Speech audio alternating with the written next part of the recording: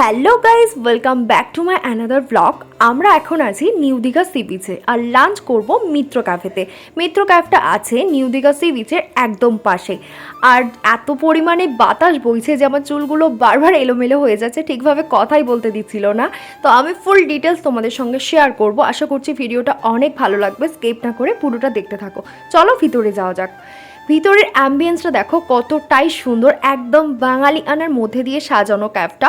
খুবই সুন্দর একটা অ্যাম্বিয়েন্স। আর হ্যাঁ, তোমরা কিভাবে খুব অল্প সময়ের মধ্যে দীঘা পৌঁছাবে তার ফুল ডিটেলস ভিডিও অলরেডি আমার ইউটিউব চ্যানেলে আপলোড দেওয়া আছে, তোমরা চাইলে চেক করে নিতে পারো। রেস্টুরেন্টে বসে সমুদ্রের এত সুন্দর ভিউ এনজয় করতে করতে প্রথমেই আমি অর্ডার দিয়ে দিলাম একটা ফিশ কবিরাজি। ফিশ কবিরাজিটা স্যালাড এবং কাসুন্দি ডিপ দিয়ে আমাদেরকে সার্ভ করা হয়েছিল।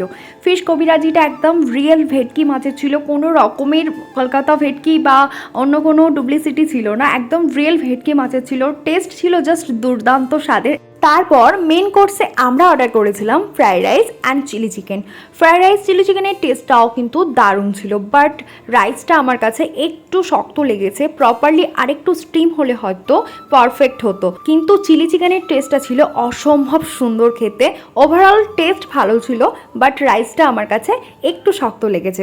নেক্সট আইটেমে আমরা অর্ডার করেছিলাম মিক্সড হাক্কা নুডলস এবং চিকেন দো পেঁয়াজা। কোয়ান্টিটি নিয়ে কিন্তু কোনো কথাই হবে না, অনেকটা নুডলস এখানে ছিল, সাথে চিকেন দো পেঁয়াজাটার পরিমাণও কিন্তু বেশ অনেকটাই ছিল। চলো টেস্ট করে দেখা যাক কেমন খেতে। নুডলস নর্মালি যেমন হয় হাক্কা নুডলস তেমন ছিল, বাট চিকেন দো পেঁয়াজাটা গাইজ মুখে লেগে থাকার মতো টেস্ট ছিল, অসম্ভব সুন্দর, খুবই টেস্টফুল ছিল। তারপর লাস্ট আমরা এখানকার আইটেম ট্রাই করেছিলাম একটা আম পান্নার শরবত, এটাও মোটামুটি ভালো খেতে ছিল। তো তারপর বোন দেখো এখানে রিভিউ দিচ্ছে খাবারের, যে কেমন খেতে লেগেছে ওকে আমি জিজ্ঞাসা করছিলাম, ও বলছিল দারুণ খেলাম। দুপুরে লাঞ্চের পর লম্বা একটা ঘুম দিয়ে সন্ধ্যাবেলা উঠে দেখতেই পাচ্ছ এখন আমরা রেডি হয়ে গেছি, কারণ এখন যাব ঢেউসাগর পার্কের উদ্দেশ্যে। তো চলো যাওয়া যাক।